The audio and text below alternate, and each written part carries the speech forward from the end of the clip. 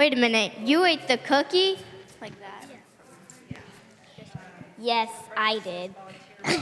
Maybe you should just end like that because then it's funny. Like we don't need to like keep I mean, I feel like maybe we want to just end on "I forgive you." 'Cause Yeah, that's what we're trying to get across here. So you could say that earlier. Okay. You're gonna leave the cup on the plate at the beginning. Okay, so I think we're finished practicing. All right? Liz, we borrow you for a second? Yeah. No. Okay. Should we go through this one more time?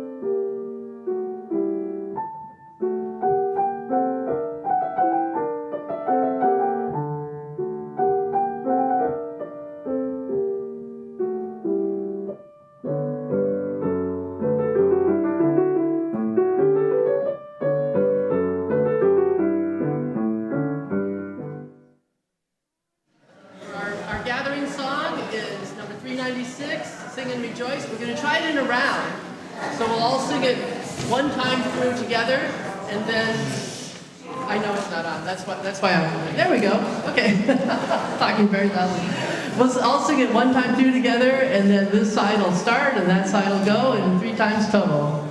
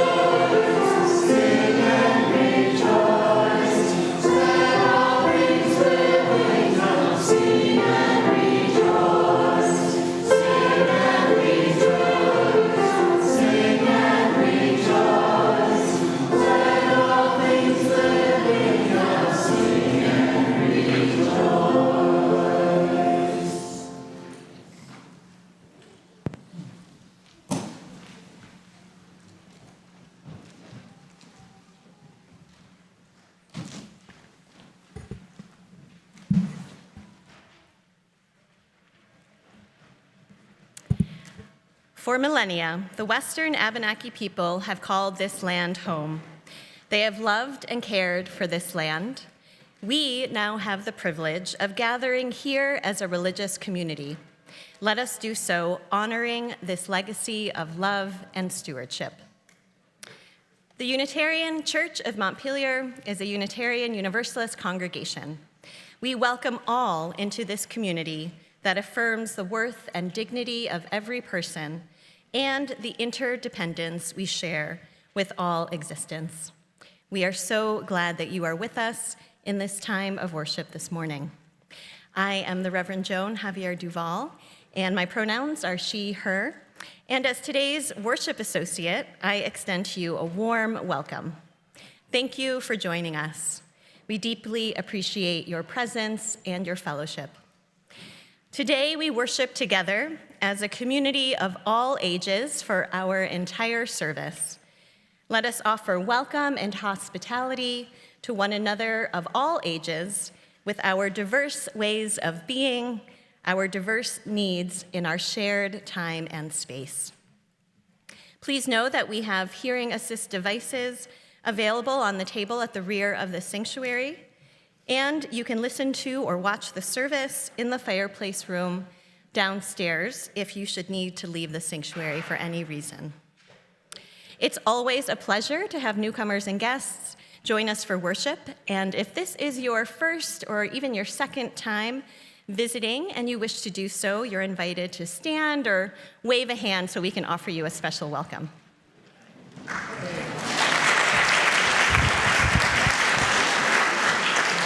Thank you. We're so glad that you are here. Any of you newcomers to our congregation are invited to fill out our welcome form available at the hospitality table in the vestry during coffee hour so that we can connect with you more fully. And now we can all join in our spirit of welcoming by taking a few minutes or moments to turn to your neighbor in the pews and offer one another greetings.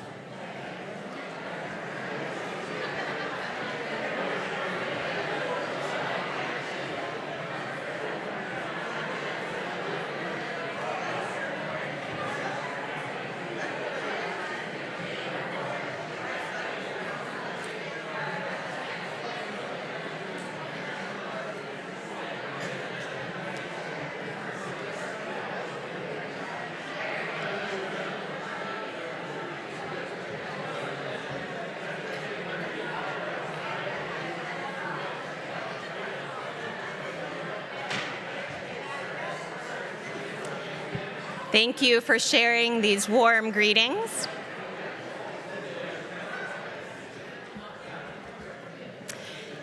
And it is a joy to be part of such an engaged community. There are many ways to take part in the life of our congregation.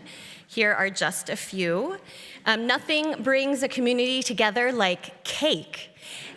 And there is a beautiful giant cake in the vestry awaiting you after the service in celebration of our lifespan spiritual exploration programs and all of those who have been involved.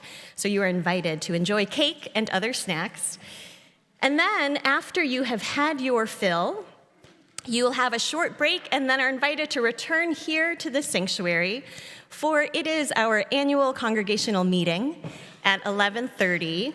Again, it is right here in the sanctuary, or you can join on Zoom. There's also an option to join via Zoom using the link that was sent over email. Childcare will be available during the annual meeting in the Children's Chapel beginning a few minutes before 11:30. Vertus LeVar Robinson and I will be leading a Chalice Circle facilitator workshop this coming Wednesday evening from 5:30 to 7. We are in need of additional facilitators in order to offer our Chalice Circle groups this coming church year. So you can come to this workshop to learn more and to review some of the basics of facilitating a covenant group. There's more information in the e-news and a flyer on the LSC table in the vestry. Finally, the Michael Arnowit concert that had been scheduled for this coming Friday here at UCM needs to be postponed. It has been rescheduled for Friday, June 9th at 7:30 p.m. And at this time, I'd like to invite forward Gilly Hopkins McGraw to share with us a bit about her experience with LSE.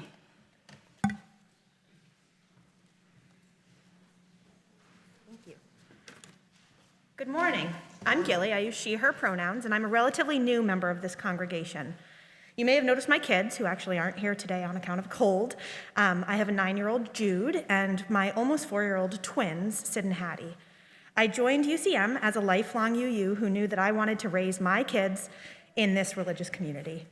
It was easy for me to decide to volunteer in the Lifetime Spiritual Exploration Program, and I had a feeling that the LSE program would help me to get a better sense of who the people of UCM are. It has not disappointed in that effort. The rest of our teaching group are long-term UCM members with previous experience teaching this level, and the children are varied in their temperaments and the way that they show engagement. Both my fellow teaching volunteers and the children are absolutely fantastic. It's been so cool to watch the children develop investment and in some cases mastery in our foundational rituals. At home, I've heard my twins recite with pride the rituals and adapt them to our family. We are the family of open minds, helping hands, and loving hearts. I just love it, and I plan on volunteering in the LSE program for a very long time. I also reached out to some of my fellow volunteers to see what they had to say about their experiences. The middle school group truly embody the third principle to accept one another and encourage spiritual growth. They're committed to making other youth and those who visit the church feel welcome and accepted. They're equally curious about the physical workings of the church and the metaphysical workings of the universe. We're incredibly lucky to have such curious minds and compassionate hearts at UCM. I get to know children and families that I otherwise wouldn't. The children are thoughtful, caring, and creative. What's not to like? I don't think these connections would happen otherwise. It's easy and fun to get wrapped up in their joy. Volunteering in the LSE program helps me re-engage with UU values. I rethink them as I reflect on how to share them with others. I love knowing the kids in our congregation. Their smiles and energy help our church community be vibrant. It's fun to get to see them and to know them in church and then to run into them in town. There are moments when the youth have figured out things and there's a light in their eyes that shows the aha moment of connection between that moment and their actual life. I love the energy, curiosity, and imagination that children in the class bring to our church, and I always feel so privileged to witness this and be present with children on Sunday mornings. Watching the bridging ceremony is always one of the highlights of the church year for me. Kids who grow up in the church are loved and feel community. We are all richer for being part of their journey, and they enrich ours by their energy, enthusiasm, questions, and love. I hope these glowing endorsements are enough that a few of you decide to join our teaching team for next year. You won't regret it.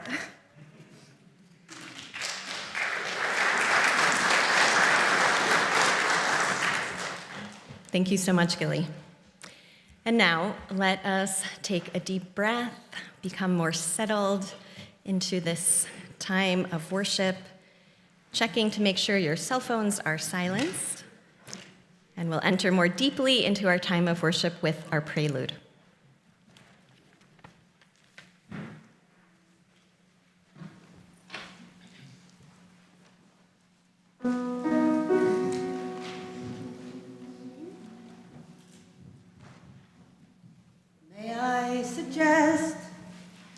May I suggest to you, may I suggest this is the best part of your life.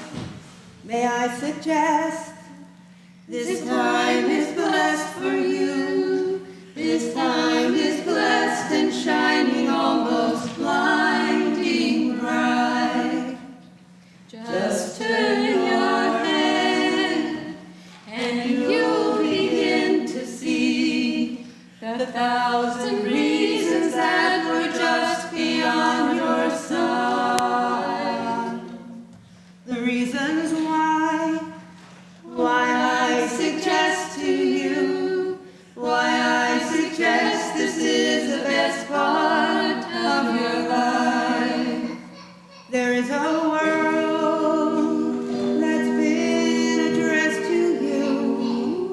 addressed to you, intended only for your eyes. A secret world, a treasure just to you, of private scenes and brilliant dreams that mesmerize. A tender lover's smile, a tiny baby's hands, the million stars that fill the turning sky at night. Oh, I suggest, yes, I suggest to you, yes, I suggest this is the best part of your life. There is a hope that's been expressed in you, the hope of 7 generations, maybe more.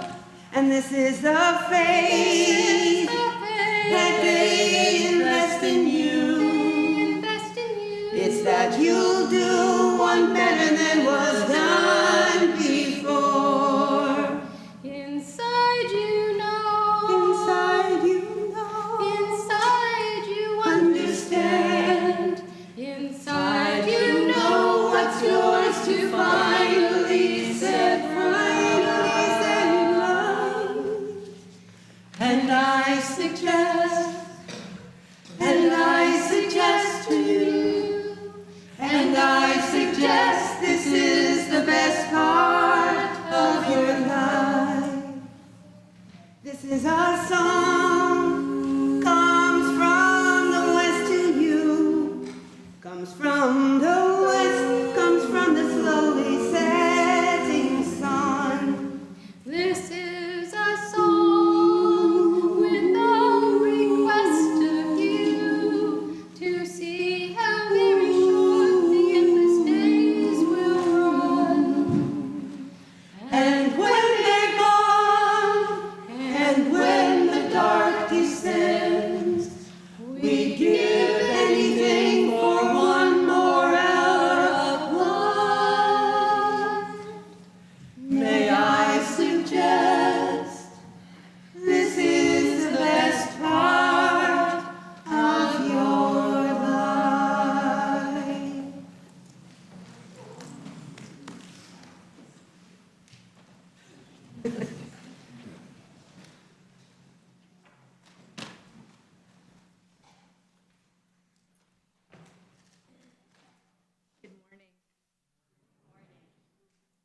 Our opening words come from the Reverend Gary Kowalski. We gather here to worship to seek the truth, to grow in love, to join in service, to celebrate life's beauty and find healing for its pain, to honor our kinship with each other and with the earth, to create a more compassionate world, beginning with ourselves, to wonder at the mystery that gave us birth, to find courage for the journey's end, and listen for the wisdom that guides us in the quiet of this moment. Welcome. We are glad you are here. Please now rise in body or in spirit and join me in singing hymn number 346 in the Gray Hymn Book, Come Sing a Song with Me.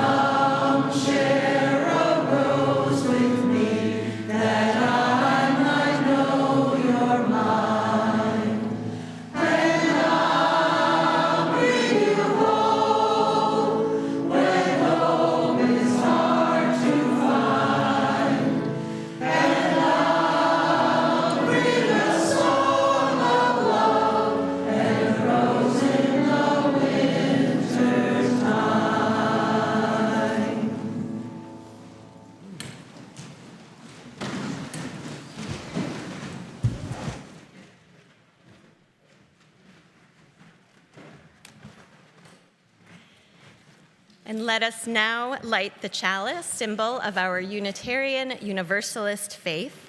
This morning, we welcome LSE committee member Johanna Nichols to light our chalice. And as she does so, I invite those of you who are joining on the live stream to light a chalice at home if you have one nearby. These words are by Christian Schmidt and Alexis Capon. We light this chalice for our children and youth and for us, celebrating the flame of faith lit in each of us, honoring the light each of us brings into the world, rejoicing in the community we create together. Please join now in saying the words of affirmation, adapted from Universalist minister L. Griswold Williams. Love is a doctrine of this church. The quest for truth is its sacrament, and service is its prayer. To dwell together in peace, to seek knowledge and freedom,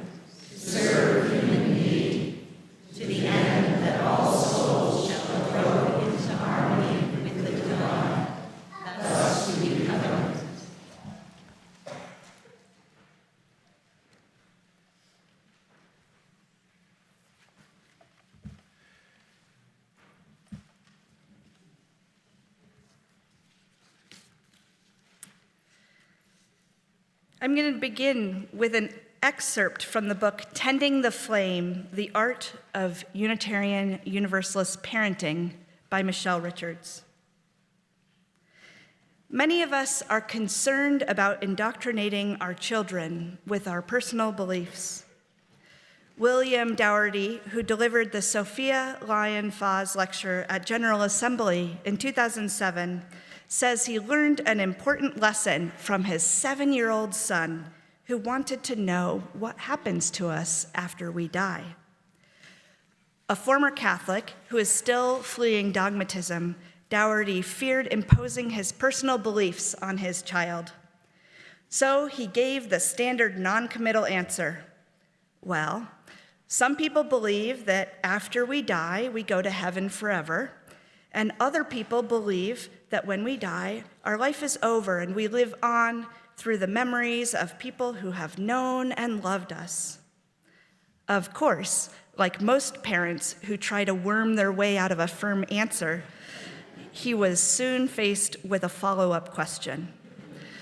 But what do you believe? After some additional attempts to dance around a definitive statement, Dougherty admitted that he believes that we live on in the memories of those who loved us. His son responded with words that Dougherty says he'll never forget. I'll believe what you believe for now, and when I grow up, I'll make up my own mind.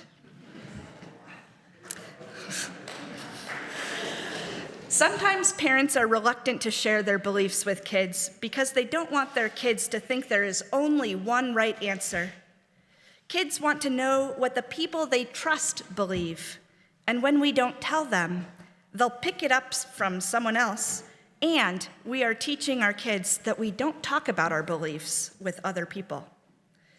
Given that kids are learning something either way, as parents and caregivers, we might as well be intentional about what we choose to pass on to them.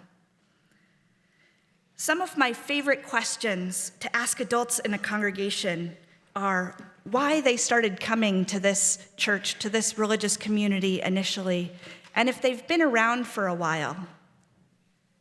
Why are you still here?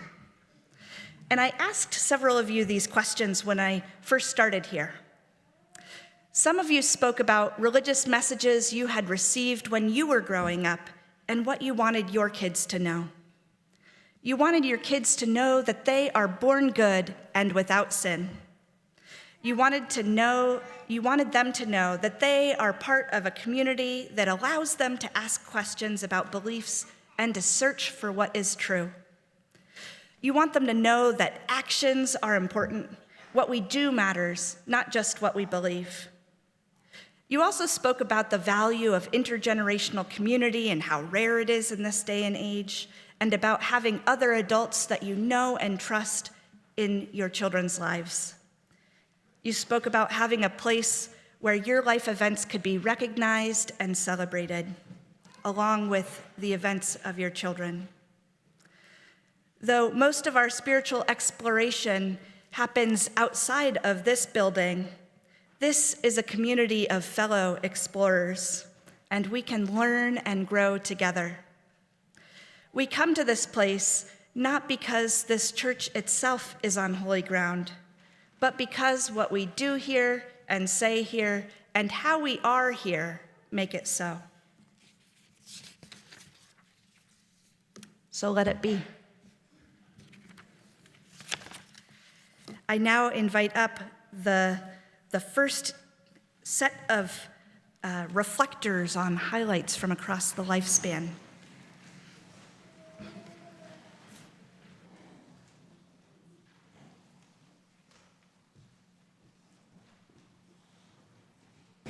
This is a moral compass. The elementary school group this year in Lifespan Spiritual Exploration turned this compass around and explored many important topics like nonviolence, compassion, interdependence, empathy, welcoming, generosity, balance, responsibility, and fairness. They are now going to do a skit to illustrate another one, and I won't tell you what it is. I'm sure you'll figure it out.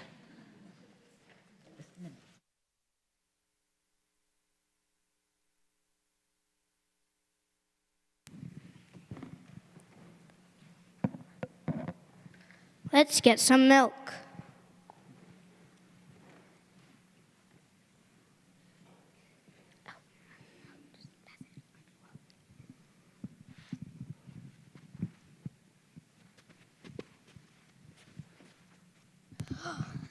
The last cookie! Wait, don't take it. We need to share. Yum. That's not fair.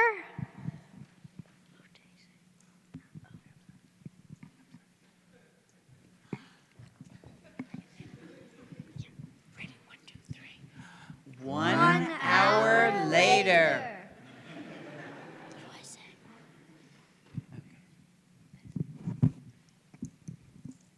I'm sorry for eating the cookie.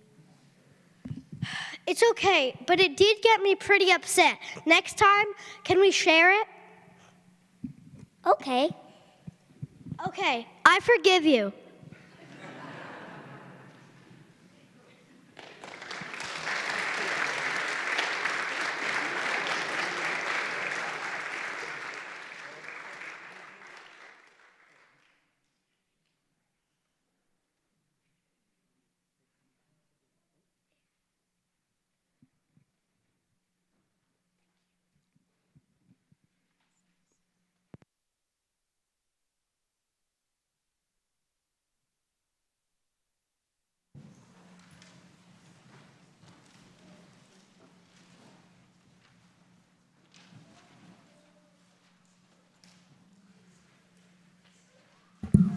Hi, I'm Beaudry. I use they, them pronouns, and I'm going to be sharing a little reflection I wrote on being in the middle school youth group. Over the past 6 months, I have participated in many middle school youth group activities and meetings. During each meeting, we talked about what activities we wanted to do.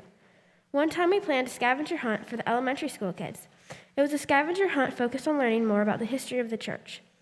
Some of the adults in charge of facilitating the middle school meetings planned to walk for us middle schoolers, taking us through the church. We explored and observed it as if we were people who had never been there, trying to figure out what kind of people came there. I personally loved coming to the meetings and activities. Every time, I had so much fun thinking about what we could plan in the future. I especially loved working with the younger kids when we made the scavenger hunt for them. I would love it if this group kept on going. I got a lot out of them and thought they were super fun. I can't wait for more fun things to come in the future.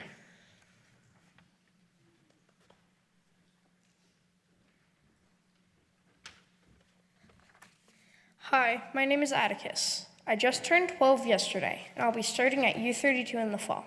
My family moved to Vermont almost 2 years ago. We've been UCM members since September. Today, I want to share a couple of cool things our UCM middle school group did this year. First of all, we stayed after church one day making Oreo truffles for another way, as a dessert for the Thursday evening meal. We used the church kitchen to make them, but we didn't realize how challenging it was to dip the chocolate truffles into the chocolate with the toothpick and get the toothpick out. With our creative problem solving, we finally found a way. We all had a good time, and even at the end, we got to do some taste testing for quality control. Secondly, one of my favorite memories was the organ tour, where we got to play it, as well as go behind it and see the inner workings of it. When we went behind there, we saw there were names carved into the organs. One thing I learned is that back before electricity, people had to pump air into the organ. So the names carved in were probably from the people who pumped air into the organ, which is pretty cool in my opinion. When we played the organ, we had to use teamwork to play 2 different parts. One person played with their feet, while the other person played with their hands. As you can tell, our middle school group has done some great experience. I look forward to doing more in the years to come as I grow with this church.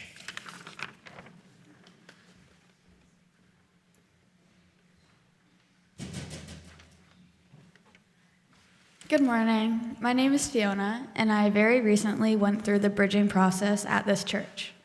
I'm in my senior year of high school with less than 3 weeks until graduation. I have been a part of the high school youth group at this church for all 4 years of my high school career, even when some of that time was during the height of the pandemic.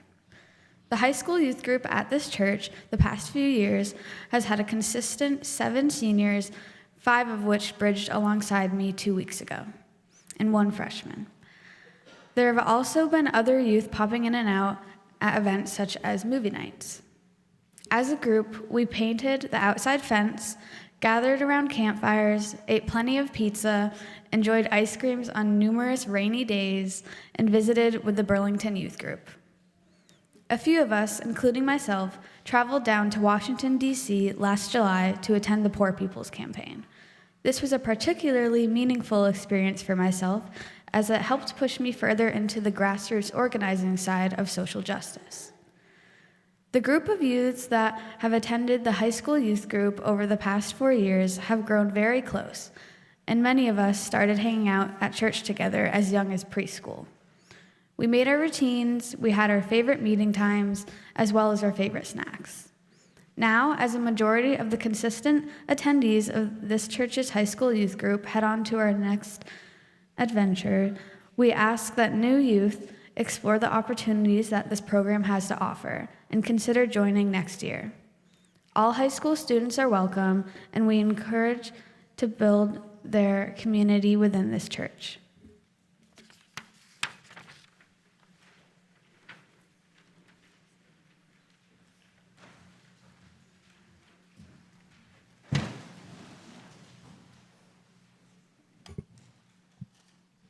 Thank you all. And I think we can stop projecting the wonderful slide of the cookie illustration, and thank you. Our giving is a spiritual act, and our generosity is a form of love and gratitude that help us to practice the values of Unitarian Universalism with our collective resources. Each month through our UCM Community Pouch program, we share a part of our collection with an important church fund or a community organization aligned with our values. And this month's Community Pouch recipient is the Vermont Abenaki Artists Association, which is a Native American arts organization that serves the public by connecting them to Abenaki educators and artists from the visual and performing arts as well as literary genres. You can find the offering pouches at the end of the pews on the side aisles, and please pass them to the center aisle. And you can also make a donation online. We are so grateful to each and every one of you for your generosity in its many forms. For our musical offering this morning, we have Paula Gills singing Love Will Guide Us, which is a change from our order of service. Ez and Paula will be performing together during the final service of the church year on June 11th. And your offering will now be gratefully received.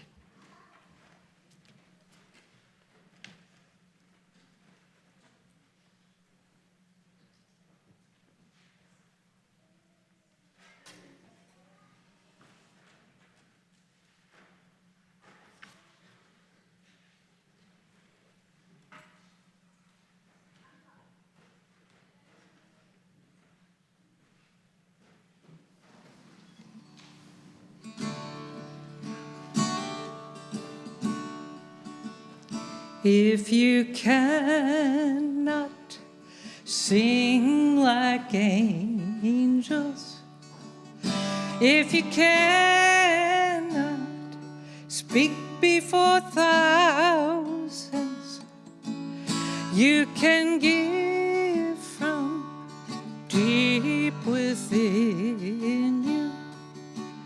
You can change the world with your love. Love will guide us, peace has tried us, hope inside us will lead the way. On the road from greed to giving, love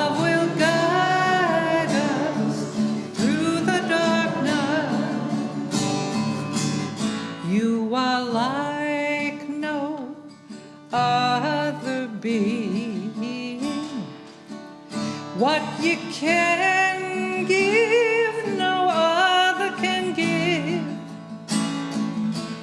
to the future of our precious children, to the future of the world that we live.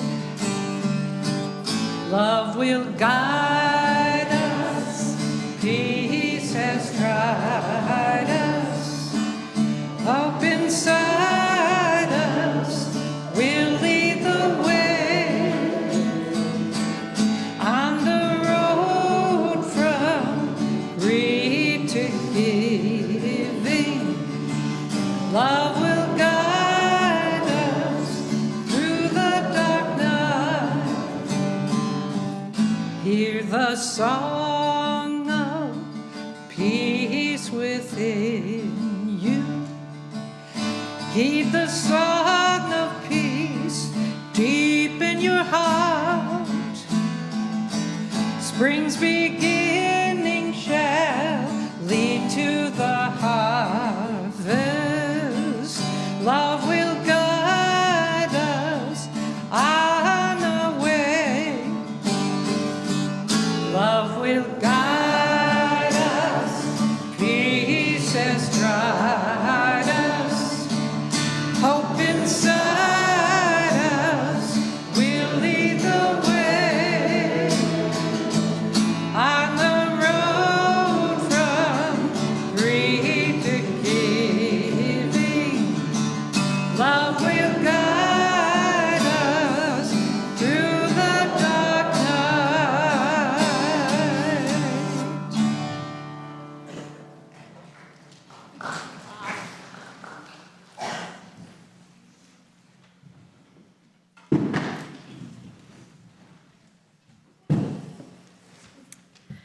I'd like to invite up the elementary school group to help me with some hand motions.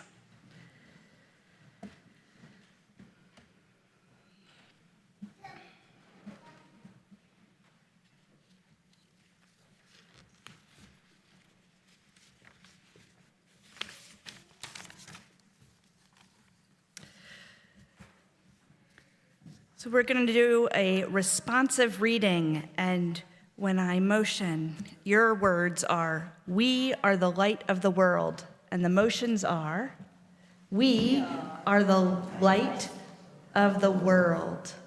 So we invite you all to join in the motions. Some people say that Jesus is the light of the world. We all can be the light of the world if we seek to act in ways that enlarge the realms of love and justice.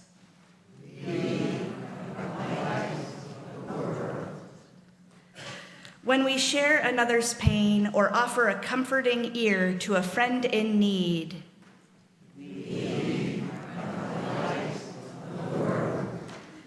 when we give bread to the hungry or support ways to house the homeless,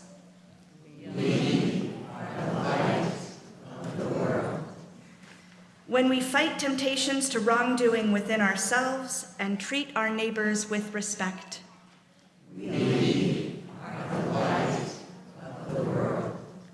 when we try to overcome differences with understanding and solve conflict with peaceful means,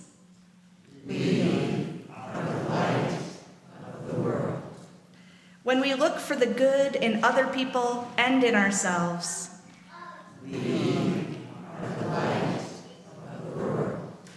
when we do not stay quiet in the face of prejudice, but speak our minds firmly and gently,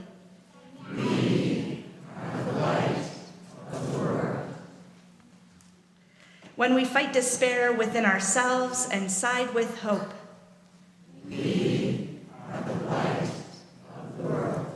when we use our powers justly and in the service of love for humanity,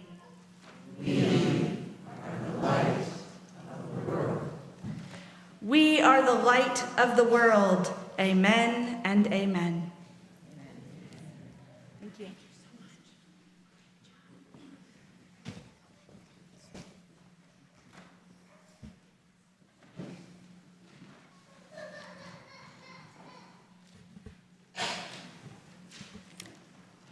And let us now share in a brief moment of quiet meditation together.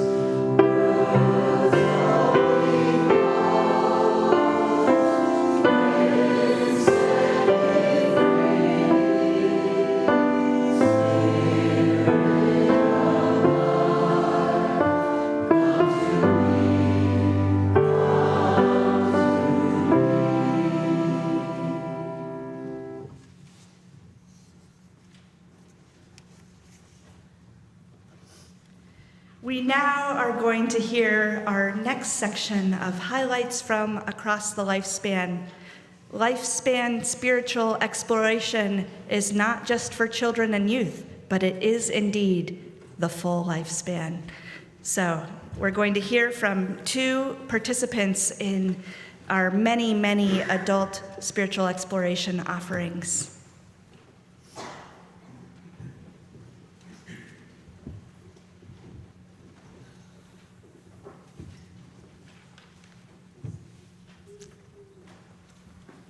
Good morning. I'm Judith Hines. I'm speaking for the Mistakes and Miracles discussion group this morning.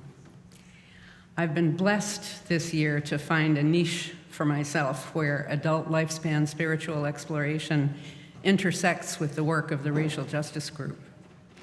Johanna Nichols and Vertus and I facilitated a series of discussions of the UUA Common Read book, Mistakes and Miracles, Congregations on the Road to Multiculturalism by Nancy Palmer Jones, a white UU minister, and Karen Lynn, a lay leader of color. They studied 5 widely differing UU congregations to identify their stumbles and successes along the path to multicultural, anti-racist, beloved community. The racial justice group chose this book because of its potential to support all of us in our implementation of the 8th principle that UCM adopted last year. As you may remember, the 8th principle commits us to working to build a diverse, multicultural, beloved community by our actions that accountably dismantle racism and other oppressions in ourselves and our institutions. About 25 folks signed up for our discussion series. Some of us had participated in the anti-racism program Beloved Conversations 2 years ago. For others, this was their first encounter with the concept of white supremacy culture and how it plays out subtly and sometimes not so subtly in our individual and group norms.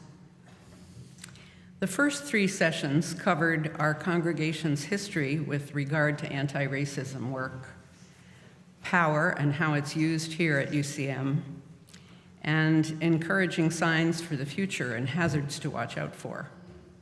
The final session this coming week will focus on participants' personal hopes and plans for continuing the work. One conclusion we drew from the book is that ongoing education opportunities for the whole congregation will be key to UCM's progress toward becoming truly anti-racist and multicultural.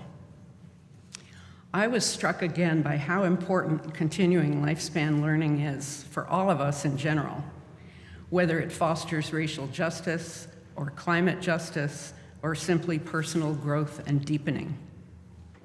It makes such a difference when we open our minds to new ideas and our hearts to new callings. I feel like there's a thick cord attached to my heart, pulling me toward doing more of that work. We won't have a designated professional staff person for adult LSE next year, so we will need a revitalized adult LSE committee to make sure that these efforts don't fall on the shoulders of our beloved minister. I hope some of you will join me in this rewarding work.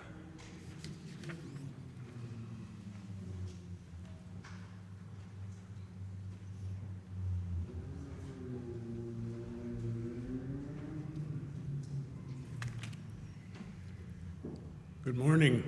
My name is Hugo Lietman. When you are caring for a family member, be it a troubled child, an addicted adult child, a failing spouse, partner, or parent, when there's cancer, dementia, you name it, and you're the caregiver, where do you feel safe to share your fear, your anxiety, your frustration, your losses, the unknown? What's the next test going to show? Your exhaustion, physical and emotional. People in the caregivers support group have said there's no place else they can talk about those things except in that group. Family is in denial or has different things they want to do. Friends are uncomfortable listening and they want to fix. We don't fix. We don't, you should, I know a doctor, I know somebody. No. We just listen. Listen and support and feel, just feel. It's very powerful. It's beautiful. We've been doing this for a year. Gail Picard and I co-facilitated. This beautiful congregation started it, set it up. We're open to anybody. There's no pre-registration, no start. We go year-round. We meet on Zoom every 2 weeks. As I said, it's all confidential. I've dubbed the group STAR because each person in it is a star. And also, it's an acronym for me. Sharing tames anxiety and resentment. So it's been a beautiful experience for me. It's ongoing, and it's something this community supports. Thank you.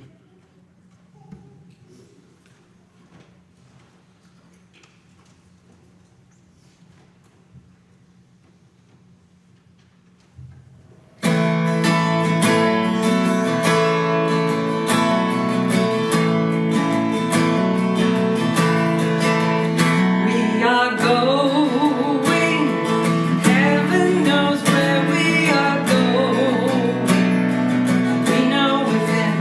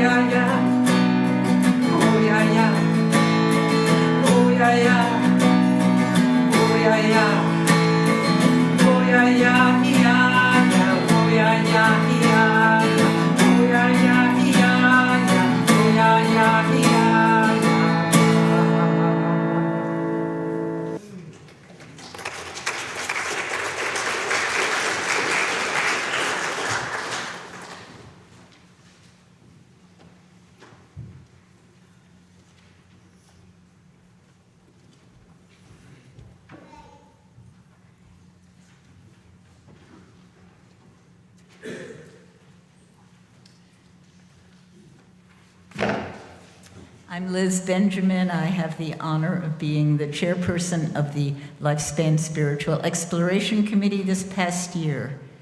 This has been a very special and challenging year, our first year back in person after COVID. It has taken extra determination and flexibility on everyone's part to make this year in Lifespan Spiritual Exploration work as well as it has. The many volunteers who have stepped forward are listed in the order of service. We are all so grateful to all of you. Will all the volunteers who are present please rise in place?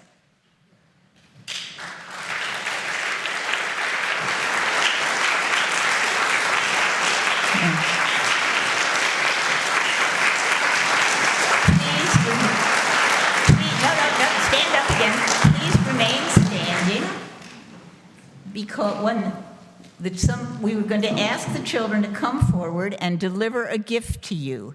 If you would like a different gift from the one you have received, there are more choices at the Lifespan Spiritual Exploration table in the vestry after the service. So, children, please come forward.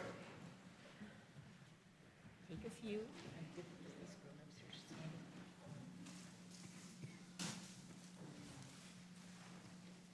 Take some.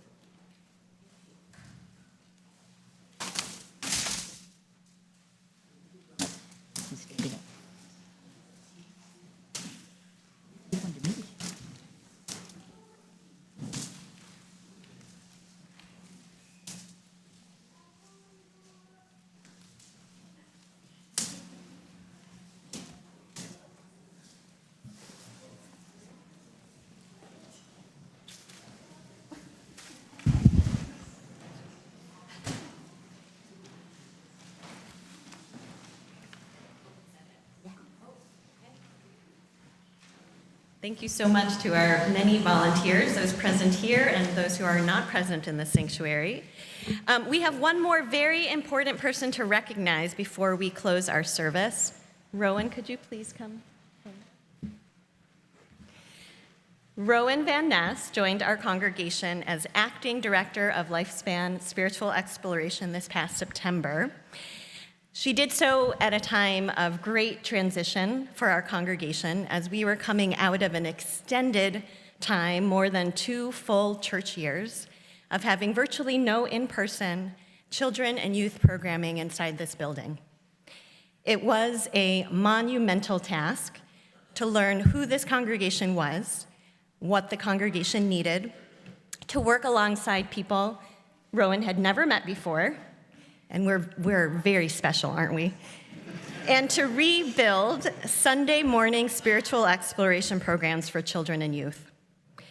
Rowan has shared with us great patience, incredible perseverance, a depth of knowledge of Unitarian Universalism, excellent organizational skills, and a commitment to nurturing the lives and the learning and growth of every single person in this congregation, and especially our children, youth, and families. So Rowan, thank you for all that you have given to us and made possible this church year. And I think Liz wants to say a little something more as well. I can only fervently second all that Reverend Joan has said about you, Rowan.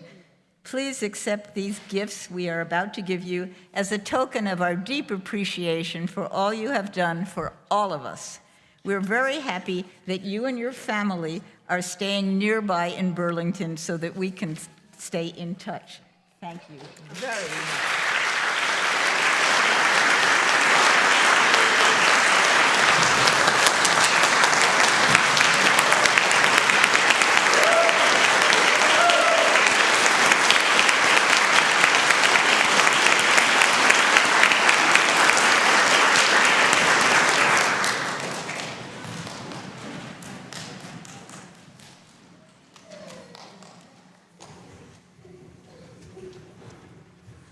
I'd now like to invite up the middle schoolers to lead the hand motions for our closing hymn. And while they come up, everyone else can rise in body or spirit for hymn number 100. I've got Peace Like a River in your gray hymn book.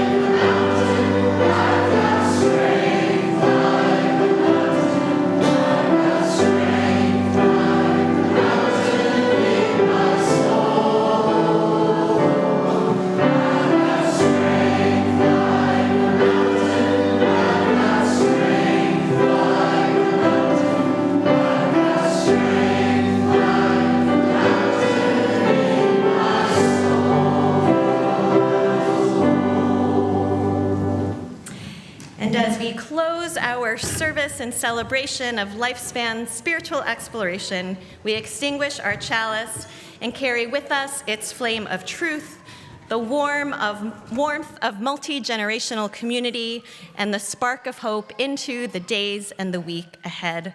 And as we do so, let us say together our mission statement.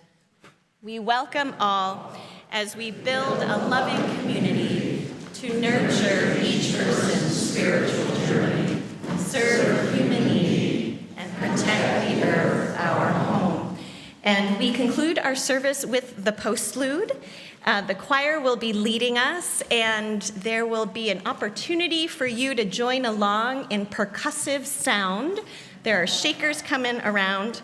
And please don't forget that there is cake to enjoy in the vestry and the annual meeting starting at 11:30. Let us have our postlude.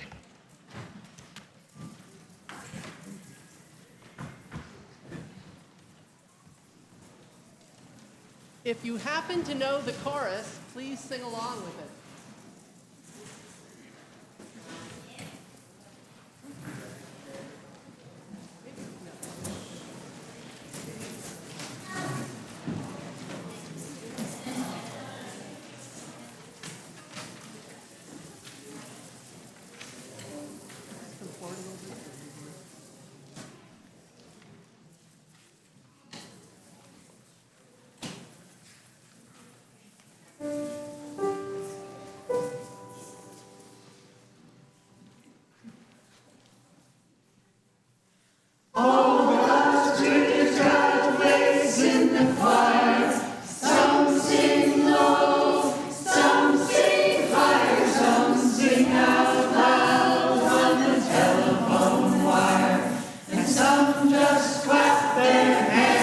are all